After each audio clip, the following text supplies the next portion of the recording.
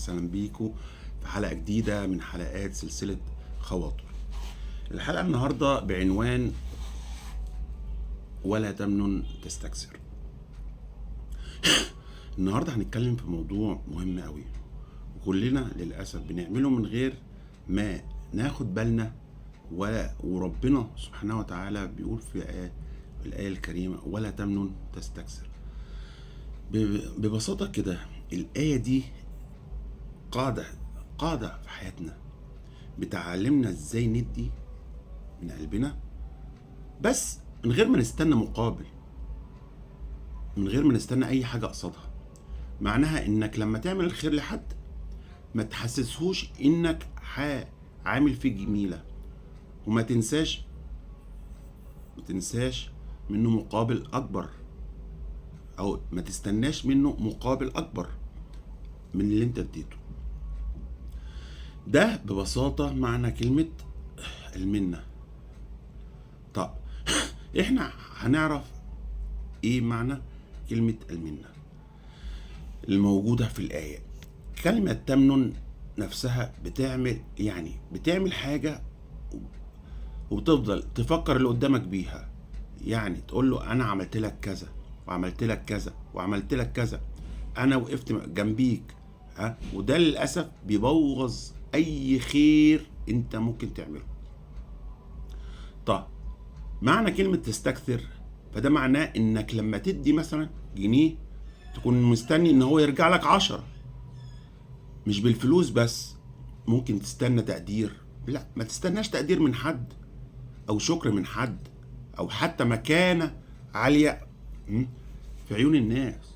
لا، ربنا عايزنا ندي العطاء نفسه مش عشان حاجة خالص، عشان ربنا سبحانه وتعالى فقط. ده معنى كلمة ولا تمنن تستكثر. طب عشان نوضح المعنى اكتر هناخد امثلة معينة كده، امثلة من حياة الرسول صلى الله عليه وسلم والصحابة رضي الله عنهم. الامثلة دي مثلا بتورينا ازاي كانوا بيطبقوا الآية دي في حياتهم. يعني مثلا رسول الله صلى الله عليه وسلم كان بيعطي كرم من لا يخشى الفقر. طب بس عمره ما من على حد ابدا. مرة كان في راجل اسلم، فالنبي اعطاه غنم كتير قوي، لدرجة ان الراجل رجع لقومه وقال لهم، قال لقومه يا قوم اسلموا، لان محمدا بيعطي عطاء من لا يخشى الفقر. النبي ما بيعملش ده عشان الراجل، لا، لكن عمله ده لإرضاء ربنا سبحانه وتعالى. طب ده نبينا العظيم. طب سيدنا أبو بكر لما كان بيشتري العبيد الضعاف عشان يعتقهم لوجه الله، كان الناس بيقولوا ايه؟ انه بيعمل كده عشان يستنى مقابل، وانه فرد عليهم بكلمة واحدة: انما ابتغي وجه ربي الاعلى. انما ابتغي وجه ربي الاعلى، يعني بيعمل كده عشان ربنا وبس. طيب سيدنا عمر رضي الله عنه، رغم انه كان امير المؤمنين، لكن كان بالليل بيشيل الدقيق على ظهره عشان يوصله للفقراء. ولما حد شافه مرة قال له ما تقولش لحد. ليه بيقول كده؟ لانه هو مش عاوز الاجر ولا شكر من حد، هو عاوز اجره من ربنا بس. دي صور من صور حياة الصحابة، الرسول صلى الله عليه وسلم وحياة الصحابة. طب تعال نشوف صور في حياتنا اليومية عن المنة والاستكثار.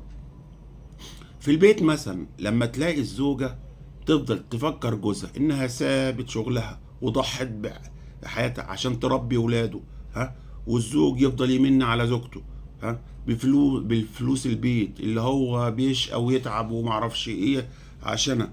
ده المنة دي بتقتل الحب والود بين الزوجين، بتقتل المودة، بتقتل كل حاجة جميلة.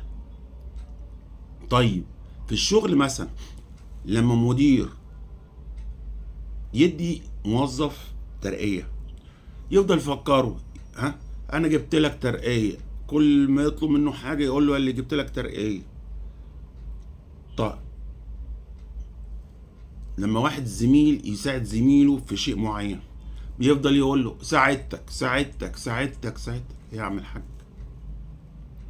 انت بتعملها لوجه الله ولا بتعملها من اجل الشو؟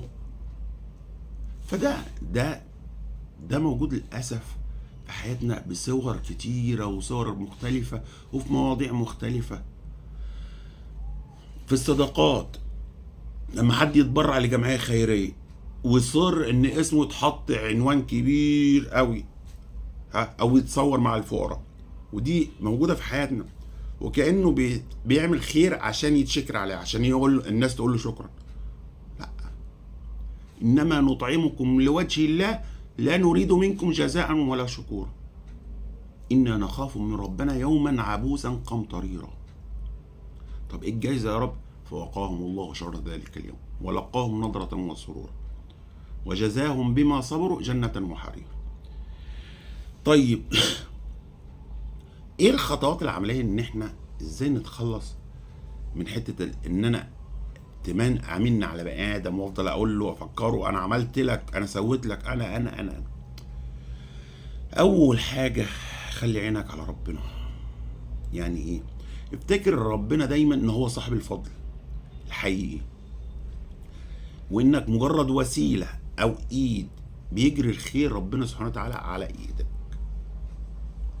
ربنا بيقول في سورة النمل وان الله لذو فضل على الناس ولكن اكثرهم لا يشكرون. يعني فضل الخير ده كله اللي انت فيه واللي انت بتدي الناس، ليه بتدي الناس؟ ده من فضل ربنا كله، احنا مجرد سبب. يعني انا دايما بصورها ايه، هي ايد بتسلم ايد. يعني الارزاق دي او الحاجات دي ربنا سبحانه وتعالى بيدي مثلا راجل البيت عشان يسلم، يرزق راجل البيت عشان يصرف على اولاده ويصرف على مراته، بيسلم مراته مستوره في البيت، فاهم ازاي؟ وهو يصرف على اولاده ويصرف على مراته، وبالتالي اولاده برضو نفس الحكايه. فهي ايد بتسلم ايد، ايد بتسلم ايد. فاحنا مع مجرد يا جماعه احنا اسباب. اللي بيعمل العمل بيعمله لوجه الله، اللي بيعمل العمل بيقول ما يقولش انا عملت انا سويت، لا، اللي عمل ربنا واللي وفقك ربنا، واللي جعلك ازاي تمشي في طريقه هو ربنا. يعني ربنا سبحانه وتعالى هو اللي رزق، وهو اللي هدى، وهو اللي وفق، وهو اللي خليك تفكر ان انت تعمل الفكرة دي، ان انت تعطي وتتصدق.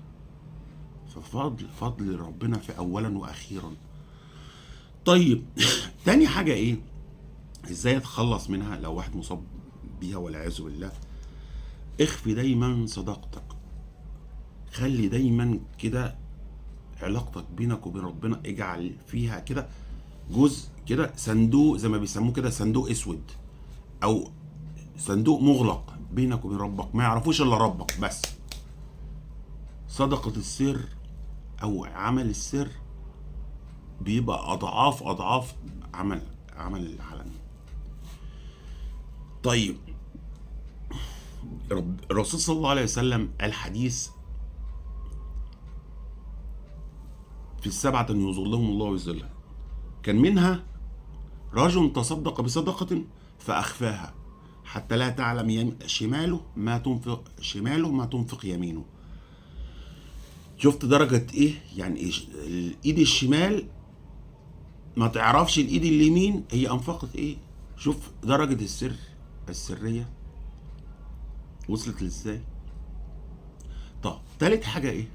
دايما جدد النية قبل ما تعمل اي حاجة. افتكر ان انت بتعملها عشان ربنا، وان اللي اديها لك ربنا، وما تستناش، ما تستناش من حد كلام او تقدير او شكر او فلوس او اي نوع من نوع من الانواع دي.